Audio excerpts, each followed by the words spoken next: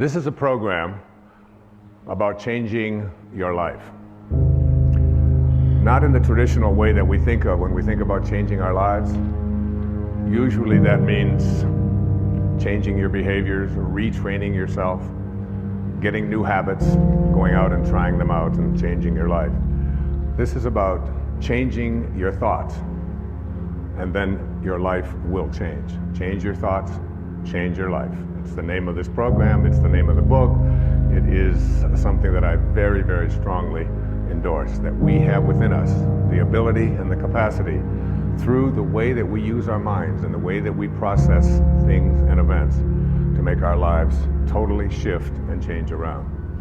And I can tell you that it doesn't make any difference what age you are, whether you're a teenager watching this, or whether you're someone in your 60s, 70s, 80s, or anywhere along the way, you can make that change. And I'll tell you, it happened for me 2 years ago on the 10th of May. I turned 65, and the next day, on the 11th of May, I had a life-changing thing take place for me. I changed the way that I was thinking about who I am, about what kind of a man I am, about what kind of a person I intend to be for the rest of my life and where I'm going. And something began to resonate with me that I had to make a shift and make a change at the age of 65. I had a wonderful office, which was really a townhouse. It was filled with over 20,000 books. It was filled with clothing. It was filled with records of all kinds. It had pictures on the wall. I had awards that I had received over the years, and everything that I had accumulated, literally, in this physical world, had accumulated in that office. I turned the key and handed it to my manager, Maya, who's been with me for almost 30 years, and I said, I would like you to sell everything or distribute everything that's in there. Sell the townhouse, get rid of it, take all the records, all the books, got rid of my shoes. And I left it all behind and turned it over to her to get rid of everything. I detached myself from a lifetime of accumulations, and I moved full-time to a place over in the middle of the Pacific Ocean on one of our great islands called Maui. And in the next months, I began to get a lot of things coming to me about what my life was to unfold, things that I wasn't even expecting. And I think about this idea about what age you are, and whether or not changes and shifts can be made, and how difficult so many people attribute this to. They say, that's an impossibility. I couldn't possibly do that. I'm so attached to all of these things. Or I'm too old. I've been living in the same place too long, whatever it might be. Right here in this audience is one of the women that I revere. I think more than any other woman I can think of in the professional world. At the age of 60, she changed her thoughts, and her life changed dramatically. She started a publishing company called Hay House, which is one of the world's largest publishers of spiritual and higher consciousness materials. She wrote a book called You Can Heal Your Life. She's here today. Her name is Louise Hay. Louise, would you stand up and be acknowledged?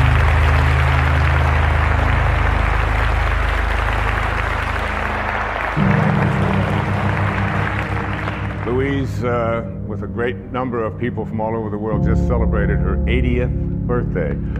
So,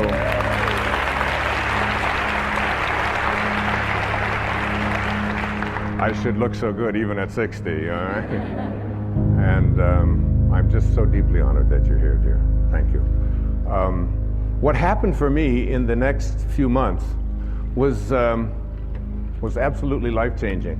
I had a friend tell me who was severely addicted to all kinds of drugs and alcohol, who was basically very close to death.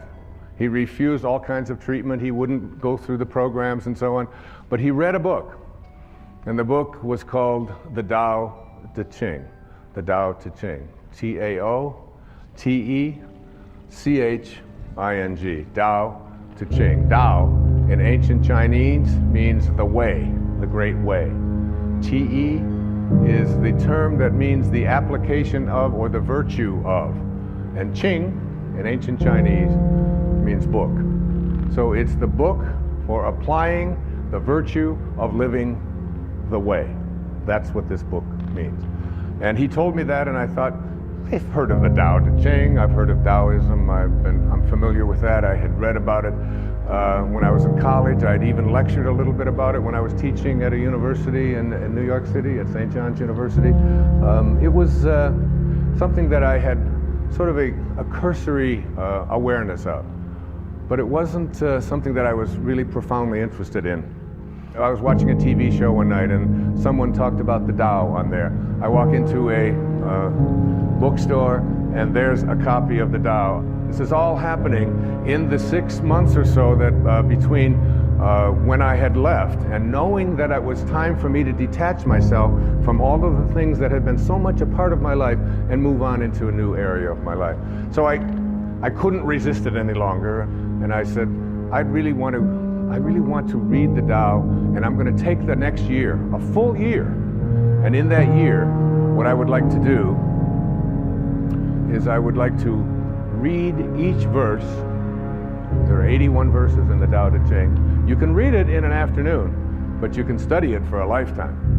And in the studying of this, I said I would like to just take those 365 days for the next year, and in every 4 days, I'm going to read one verse. Some of them are only 4 lines long. Some of them are 12, 16 lines long. I'm going to create for myself a way of seeing if I can live this Tao. And what I did was I would read it, then I would meditate on it, I would walk on it, I would go swim on it. When I would do yoga, I would practice it, and then I would sit down after the 4th day, and I had a picture of the man who was considered to be the author of this, although there's no historical actual record of his name is Lao Tzu. This is the visage that I looked at. This is the image of an artist's drawing of Lao Tzu. In ancient Chinese means old man. Old man. He was the old man who was living in China in the time of the warring states, and he decided he didn't want any more to do with war and violence and hatred and killing and all of the things that were so much a part of his world. And he got on his oxen and he left, and before he left to go off and be by himself, he dictated some 5,000 Chinese characters, these 81 verses that became the Tao Te Ching. There are some people who call the Tao Te Ching the wisest book ever written. If you Google this thing called the Tao Te Ching, you'll come up with over 1,300,000 hits on the Tao Te Ching. Not only that, there are 14,000 translations of the Tao Te Ching that I have come across. So what I did is I took 10 of those translations, the ones that seem to be the most relevant, the ones that seem to have the most meaning to those people who lived in this part of the Western world, and I combined them into what I consider to be the most useful translation of the Tao Te Ching. And each morning I would get up and I would look at this picture and I would ask, what is it that you would say to the people who are living now at this time, given the conditions that we have in our life right here? What is it that you would do? Many people call this a manual for achieving a way of life that literally guarantees integrity, joy, peace, and balance in our life. Now, there was a man who was a contemporary of Lao Tzu. His name was Confucius. He was many years younger than Lao Tzu, but he kept hearing about this old man who had all of this great wisdom. And one day, he decided that he was going to go, legend says, and visit Lao Tzu. And he spent a full day listening to this man, because Confucius was someone in China who was trying to lay down all the rules of etiquette and how to conduct yourself and trying to dictate to the people what they should be. Lao Tzu had nothing to do with any of that. And when he went to see Lao Tzu, he came back and he talked to all of his people, and this is what he said. He said, "Of birds, I know they have wings to fly with. Of fish, that they have fins to swim with. Of wild beasts, that they have feet to run with. For feet, there are traps. For fins, there are nets. For wings, arrows. But who knows how dragons surmount wind and cloud into heaven? This day I have seen Lao Tzu, and he is a dragon. And there he is, a dragon. And a dragon in ancient Chinese was a picture of someone or something that was so mysterious and so difficult to comprehend because it could always be something else. There was a great teacher who came many years after that. His name was Rumi, who was Jalaluddin Rumi, who was a great poet, a Persian poet in the 14th century. And he had a line. He said, "The day that you were born, a ladder was set up to help you to escape from this world." I believe that the Tao Te Ching and this thing that I have done, this Change Your Thoughts, Change Your Life effort that I spent 1 full year on every single day, doing exactly what I just said, is a ladder that will help you to return. In the Tao, there's a very famous line. The 40th verse of the Tao says, "Returning is the motion of the Tao." Returning is the motion of the Tao. So that all of us came from a divine spiritual essence, invisible. Everything in the world of form emanated from something that is formless. There was a split second when you went from non-being to being. And what Lao Tzu was trying to teach was to be able to return to that place from which you came and live your life from the spiritual perspective and become a God-realized being. Another great poet, T.S. Eliot, once said, "We shall not cease from exploration. And at the end of all of our exploring will be to arrive where we started and to know the place for the first time." For the first time. What I'm asking you to do, and what Lao Tzu seemed to be saying, was learn to die while you're alive, because you will ultimately return. All of us have a return trip, a round-trip ticket when we came in, didn't we? But if you could learn to die while you're alive, and there's a great story. I have to tell you this story. I want to read this story to you. It's a way to look at this idea of dying while you're alive. It goes like this. To die while we are alive gives us the only opportunity we will ever have to get outside of this package that houses us temporarily. There's an ancient parable that repeated generation after generation by the spiritual masters of India, which illustrates this point. Listen to this wonderful story. A traveler from India went to Africa to acquire some local products and animals, and while in the jungle, he saw thousands of beautiful, multicolored talking parrots. He decided to capture a talking parrot and take it back as his pet. At home, he kept his parrot in a cage, and he fed him, and he gave him wonderful seeds and honey, and played music for his pet, and generally, he treated him very well. When it was time for the man to return to Africa 2 years later, he asked his parrot if there was any message that he could deliver to the parrot's friends who were back in the jungle. Well, the parrot told his master to say that he was very happy in his cage and that he was enjoying each day and to convey his love. Well, when the traveler arrived back in Africa, he delivered the message to the parrots back in the jungle. Just as he finished his story, a parrot with tears welling up in his eyes fell over dead. The man was alarmed, and he decided that the parrot must have been very close to the parrot in the cage, and that this was probably the reason for the sadness and for his demise. When the traveler returned to India, he told his pet what had happened. As he finished his story, the pet parrot's eyes welled up with tears, and he kneeled over dead in his cage. The man was astounded, but he figured that his pet died from the despair of hearing of the death of his close friend back in the jungle. The trader opened up the cage and tossed the dead bird outside onto the trash heap. Immediately, the pet parrot flew up to a branch on the tree outside. The trader said to him, "So you're not dead after all. Why did you do that? You tricked me." And the parrot responded, "Because that bird back in Africa sent me a very important message." What was the message? The trader wanted to know. He told me that if you want to escape from your cage, you must die while you're alive.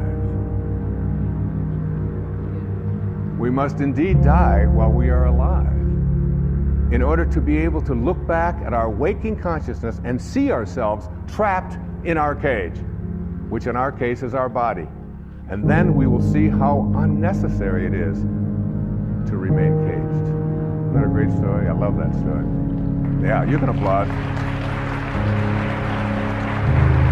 What I encourage you to do is to create for yourself a sacred space. And in this sacred space, I would like you to place everything that has energy value to you. Photographs. I have this photograph that I looked at every day for 1 year and began to talk to after a while. It's a little weird, but you begin to get this idea. And those of you who wonder why I am wearing no shoes, I'd like you to know that where I live, you never walk into a sacred space with your shoes on. It would be considered dishonorable to do so. And to me, this stage, this setting, this beautiful place, and this beautiful symbol is a sacred, sacred space. I live without shoes. I heard it said once that if you wear shoes everywhere you go, the whole earth will feel like leather.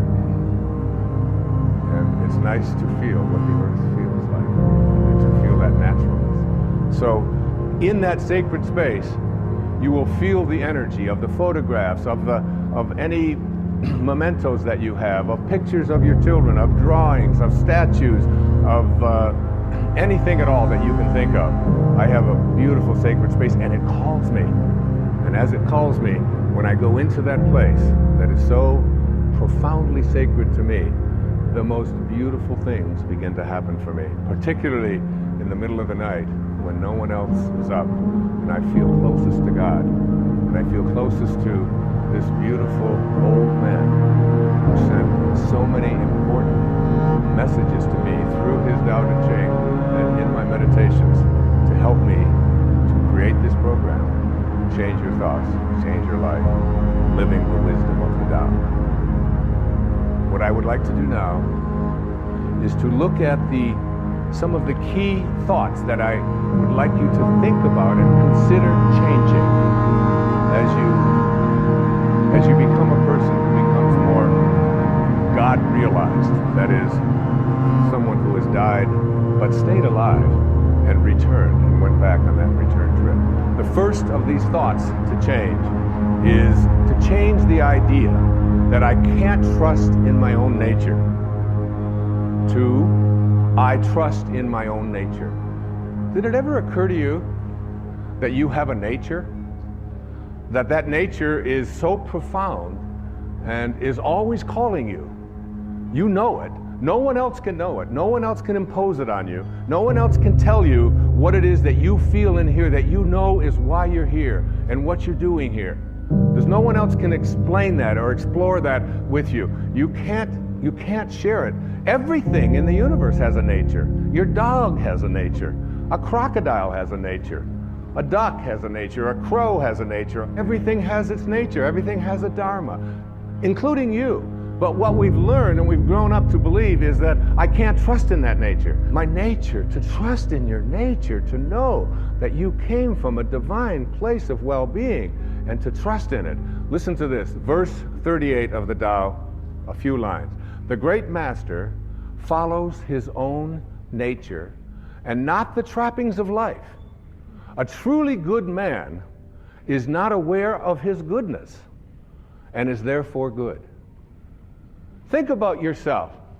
The first moment of life, the very first moment, that speck when you went from nowhere, N-O-W-H-E-R-E, to now here, N-O-W-H-E-R-E. H-E-R-E, from nowhere to now here. Same thing, just a little question of spacing, just a little different spacing, all right? So you went from nowhere, now you're in now here, and where do you think you're going? Nowhere, right? Back to nowhere. Who out there watching, who in this audience isn't going back to nowhere? That's where we're all headed, back to nowhere. So in that split second, then you lived inside your mother's womb for 9 months. And in that 9-month period of time, you trusted your nature. You didn't have a sonogram and say, oh my God, I don't have a nose.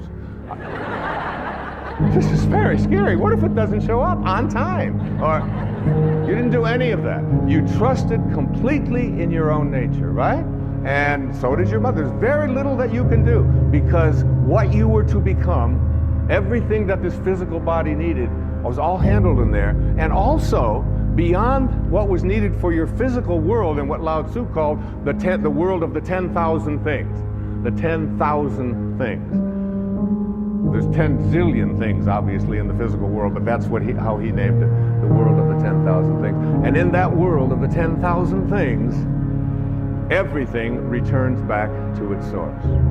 But while you're in that place, and why wouldn't you believe, even maybe for a second, that not only was my physiology all handled for me, but everything else that I needed, if I could just stop interfering with it and stop other people from doing it, that everything I needed. And that's a big part of understanding change your thoughts, change your life. It's a big part of that.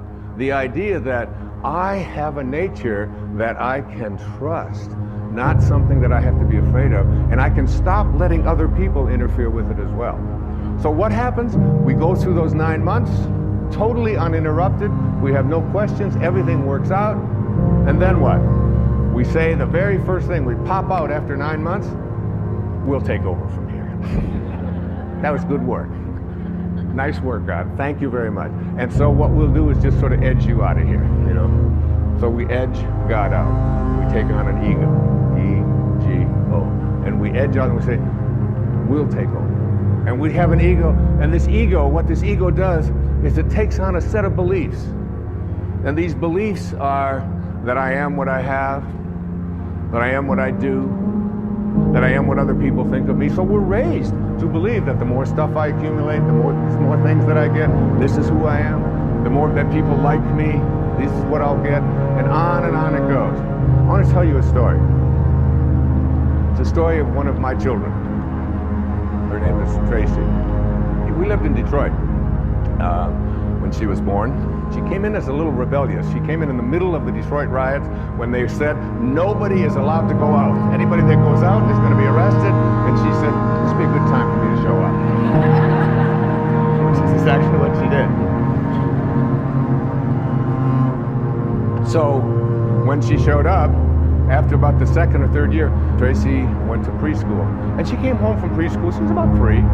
And in that time she came home and she said, she handed me a paper, and it had a gold star at the top of the paper. And I looked at it and I said, and she said, Daddy, I got a gold star, I got a gold star. I said, I'm not really interested in gold stars. I said, but what are you doing? What is this? What? She said, well, we did something in school called adding, and I got them all right, and I know how to. I said, adding? I can't believe, you're 3. You can't learn to add when you're 3. And I went through this whole long thing about adding and how terrific it was. And she kept saying, Daddy, the gold star, excuse me, but I was the only one in the class that got a gold star. I got them all right. I said, you know, Tracy, I said, honey, I said, some people just need to have gold stars. And teachers sort of like to give it out and make that the reason why you're doing something. I said, and set you apart from everybody else. I said, but your dad doesn't really care much about that and how you stack up with others, and they're going to be, I'm more interested in what you're learning. And she said, okay, she was used to that. She had a weird daddy, and she knew that. So about another month or so, she came home with a paper that had looked like it had a gold star on it, but it had obviously been taken off. Her little thumbprints were all over, but there was a place where there had been a gold star. It was taken off. And I said, what's this? Oh, she said, we're now doing subtraction. And I said, subtraction? That's amazing. And I took over by her dresser. I said, you know that money you've got in your piggy bank? I put it in my pocket. I said, that's called subtraction. Isn't that great? And she said, give me that money back. And we talked about subtraction. Finally, I couldn't take it anymore. I said, honey, what happened? What was this? What was here at the paper? And she said, that. She said, the teacher gave me one of those gold stars. I said, really? I said, well, what happened to it? Oh, she said, I took it off. I said, well, what'd you do with it? She said, I gave it back to her. I said, well, what did you tell her? She said, oh, I told her to give it to someone who needs that sort of thing. True story. Yeah. And there she is. She's standing right here. She's going to be 40 this year, my daughter Tracy. So, what we have to do is learn how to take this ego of ours, this part of us that believes that who we are is what we have and what we do and what other people think of us. But remember, if you grow up believing that you are what you do, then when you don't, you aren't. And if you believe that you are what you have, when it's gone, you aren't. And if you believe that you are what other people think of you, your reputation, which we raise people to believe, I have to be concerned with what other people think of me. Take this ego and retrain it. And one of the ways that you do to retrain it is, first, you take this idea that the ego has of fear. What are you afraid of? Anybody out there, what are you afraid of? Shift from fear to curiosity. Become curious about what you're afraid of. That's what Lao Tzu taught me. Become curious about what you're afraid of. You're afraid of flying? Get curious about that. Get interested in that. You're afraid of snakes, you're afraid of disapproval, you're afraid. Just shift from fear and say, I'm going to become more curious about what I'm afraid of. And then take all of the things that you're attached to, like all of your photographs, like all of your furniture, like all of your clothing, like all of the stuff that you find so much attachment to, and start letting it go. Start letting it go. You know, the day that I turned that key on May the 11th in 2006, I didn't even know where it was going. I just knew there was a shift taking place. I felt freer than I'd ever felt, I think, in my life. In my mid-60s, out there on a whole new adventure. And here we are talking about on national television, on PBS. Take that idea that you have to be attached to things and know that you came in with nothing, with no thing. And you're going to leave with nothing, with no thing. And understand that your life is a parenthesis in eternity. Live there without attachment. And then take your need to be in control of yourself, of others, of the situation, and shift from control to trust. Begin to have a trust. Lao Tzu is profound about this. In each one of the 81 verses, it comes up about 60 times as you look at letting go and letting God. Allowing yourself to trust in your nature. Allowing yourself to no longer believe that everything has to be controlled by me, and that other people no longer have to be in control of me as well. Begin to trust. Just like you did for the first 9 months. You trusted. Your nose showed up. Your height showed up. Your eyes showed up. Whatever. It all showed up. It's all perfect. It's all divine. So why not wander through your life and have this wonderful, peaceful knowing that it's all fine? And finally, shift from your sense of entitlement. What? Nobody can treat me that way. I'm entitled to have this. Well, I paid for that. I let go. I mean, that in 1 year, I let go of all of my entitlements. I don't feel I'm entitled to anything. I'm just here. Shift from entitlements to radical humility. Lao Tzu speaks about it so often. Stay humble. Stay low. The greatest leaders are the ones who do the least. The ones who stay back and just model and allow. And at the end of the day, in one of the verses of the Tao, it says, the people will say, we did it ourselves. We did it ourselves. In verse 49 of the Tao Te Ching, here's an exact quote. The sage is kind to the kind and kind to the unkind, because the nature of his being is kindness. and also be wise and help all beings impartially, abandoning none. You know what I do? Just before I did this program, I have to admit I was nervous. I was humbled by it. Like, who are you, Wayne Dyer? Who are you to read the Tao and believe that you can interpret it on television and interpret it in a book and spend a year and say, like, I got real humble with that. And you know what I say? Tao, which is just another word for God, or Source, or Krishna, or Allah, or whatever you want to call it. Guide me. Guide me now. I have that awareness before I come out. If you knew, it says in the Course in Miracles, if you knew who walked beside you at all times on this path that you have chosen, you could never experience fear or doubt again. I remember Mother Teresa saying to a dear friend of mine who was asking what could he do? What could he do to do something for her? He was, his name was Pat McMahon. He was on KTR radio in Phoenix. And finally Mother Teresa said to him, you can do something for me. She said, tomorrow morning, get up at 4 a.m. and go out onto the streets of Phoenix and find someone who's living there who believes that he's alone and convince him that he's not. That's what you can do. That's how saints talk. That's how Lao Tzu spoke. Okay, let's go on to the next thought, the change. So you're changing from not trusting in your nature to trusting in your nature. You change your thought from I need more to what I call living contentment. What is this thing about more? It's the mantra of the ego, isn't it? I have to have more. I have to collect more stuff. I have to have more friends. I have to have more money. It's more, more, more, more, more. When where you came from nowhere.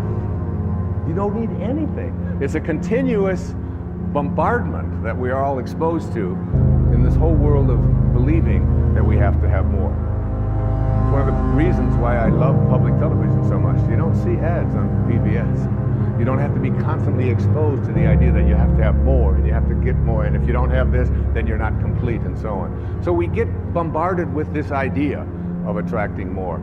And Lao Tzu says, live contentment. Live in a state of being contented. Here's verse 81, the last verse of the Tao Te Ching. My favorite translation of it, and I put it right into the book. Sages do not accumulate anything, but give everything to others. Having more, the more they give. It's a great lesson. My son Sands, who's, we're very, very close. We just spent a couple of months together over in Maui, just being together, just being. He came home with, this last summer, he came home with 4 t-shirts that he loved. And I said, well, honey, which one do you like the best? He said, well, that one over there, that blue one, it's got the writer, it's got the drawing, and it's got the surfer, and I said, that's great. I said, I'd like to have that one. He said, no, Dad, that's my favorite. That's the one I like the best. I said, I know. I said, that's the one. Would you mind if I had that one? He said, I would mind a lot if you had that one. He said, maybe you can have one. I'm not so crazy about this one over here. I said, so you're going to give me something you don't like? I said, that's the one. I love that because we have the same taste. Could I have that one? He said, Dad, you're crazy. He said, you can't have my favorite t-shirt. I said, well, I want you to think about that. I want you to think about detaching and letting go and not needing to have more. And he's heard me talk about this stuff his entire life. So finally, he just, I went in and I tried it on and I said, this thing looks so great. Looking in the mirror, and he said, Dad, that really is mine. I said, yeah. I said, but you're going to give it to me. He said, no. I said, yeah, well, just think about it, because I'm your dad and I'd really like to have this. And so he reluctantly parted with it. And so that evening, I was still wearing the shirt, and he looked at me and he said, that's my shirt. I said, Sands, I said, you gave me the shirt. I said, I'm going to wear this shirt until you are happy that I have your favorite shirt. I'm never going to take it off until you are happy. He said, well, you'll be wearing that shirt a long time. I said, well, that's okay. So I wore it. The next day I got up. I slept in it that night. I got up I did. I got up the next morning. I put it on, and that Sands would come in and look at me. I said, oh, you're still not happy that you gave me something that you really love. Because this is what it really means to be a sage. This is what it means to be a divine being. To be someone who's willing to part with not the things they don't like, but what they do like. I wore it the next day. I wore it the next day. I wore it for 2 weeks. Take it off only to wash it. Put it right back on. 2 solid weeks. Each one of my children will tell you. Finally, one day he said, Dad, I'm so happy. I am so thrilled that you have that t-shirt. I said, oh, that's great. I can finally take this thing off. I'm going to just give it away. But it's like, what a great lesson in that. The idea that you take, there's a rule. It's called the 80-20 rule. And in the 80-20 rule, it says, everything that you have, all of your stuff, 20% of it is what you use. All of your clothes in your closet, 20%. You just keep using the same 20% over and over. 80% of the clothing that you have in your closet for so many people is something that you never use, you don't wear. You look at it, you store it, you think, well, there might come a day, oh, I can't part with that, even though you've been carting it around. Every time you move it and you put it. Take the 80% that you don't use, says Lao Tzu, and give it away. Give it away. Lao Tzu said that when your cup is full, stop pouring. When your cup is full, stop pouring. We have an obesity crisis in the United States, in the Western world. The obesity crisis can be handled if you just read the Tao. If you realize, in verse 33, it says, if you realize you have enough, you are truly rich. If you could just learn something called portion control, where you just take a bite and you say, is my cup full? Stop. Stop pouring. In other words, instead of filling yourself with that which is already a surplus, in the Tao it teaches us to take surpluses and to reduce them, and to take deficiencies and increase them, so that we create balance in our lives, to be in balance. You can take the jewelry that you don't use. You can take the clothing and then once you've given away the 80% that you don't use, take one of the things that you really like and practice giving that away. It's such a wonderful way. Listen to this poem.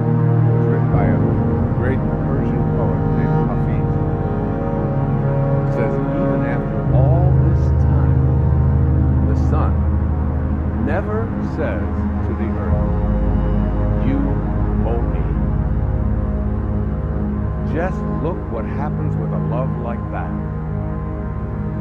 It lights up the whole sky. It lights up the whole sky. You don't have to. You can practice living a state of contentment. This was so powerful for me. You just can't imagine how good it felt for one entire year to walk through every day and say, I'm content. I start out every morning of my life. The first words, Hafiz says, that if there's only one prayer that you say every day, make it thank you. Just say thank you. That's how I start. Wake up, thank you, God. Thank you. Thank you, Source. Thank you, Tao. Whatever you want to call. The opening line of the Tao says, the Tao that can be named is not the Tao. As soon as you put a name on it, it dissolves. There's no name for it. It's just endlessly, invisibly, constantly in a state of creating out of a state of love.